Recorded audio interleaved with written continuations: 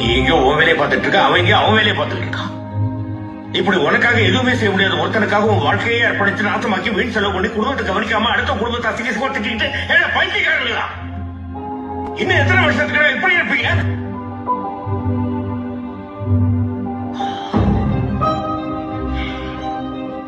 நாம இப்படி இருக்கிறதுக்கு என்ன காரணம் தெரியுமா?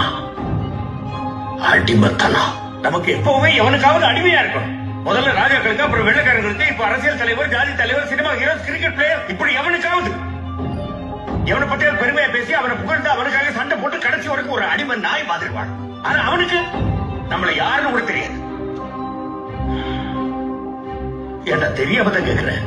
நாம காசு கொடுத்து படம் பார்க்கறதுனால தானே அவன் அந்த நிலைமையில இருக்கான். அப்ப யார் முதலாளி? நாம தானே. நாம வேகாத வெயில நின்றுட்டு இருப்போம். அவன் ஏசி கார்ல நாயை பக்கத்துல உட்கார வச்சு கட்டி பிடிச்சுக்கிட்டு உன்னை நாயை விட கேவலமா மதித்து பார்க்காத மாதிரி போய்கிட்டே இருப்பான். நீ அவன் காருக்கு பின்னாடி வாழ்க வாழ்க வாழ்கன்னு கையை தட்டிக்கிட்டே ஓடுவ. ஏண்டா உப்பு போட்டு சொல்றீங்க? யோசிச்சு பாரு. நீ ரசிகனா இருக்கிற எந்த ஒரு நடிகனுடைய பிள்ளையாவது இன்னொரு நடிகனுக்கு ரசிகனா இருந்து அவனுக்கு கட் அவுட் வச்சு பாலாபிஷேகம் பண்ணி அவனுடைய வாழ்க்கையை நாசம் பண்ணி இருக்கானா?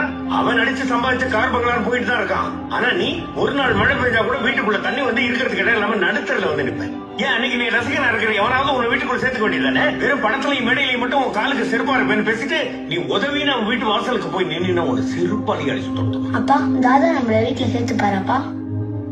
செருப்படி நமக்கு எப்போ எவனையாவது தூக்கி வச்சு பேசிக்கிட்டே இருக்கணும். தோனி வேற லெவல், ஏதோ விஷயம் கடவுள். அவர் பேண்ட் அவரே போட்டுக்கிறாரு, அவர் சொத்து அவரே தின்னுக்கிறாரு, அவர் குட்டி அவரே கழுவுகிறாரு. Water simplicity. பார், எவனுமே எவனை விடையும் பெரிய ஆள் கிடையாது. 1000 வருஷத்துக்கு முன்னாடி வாழ்ந்து ஒருத்தங்கிட்ட இவர் தான் சச்சின் பெரிய லெஜெண்ட் சொல்லிட்டு அவன் யாருன்னு கேட்டிருப்பான். கிரிக்கெட்னா என்னன்னு கூட அவனுக்கு தெரிஞ்சிருக்காது. அது நாமளா உருவாக்கின ஒரு விளையாட்டு, அவ்வளவுதான்.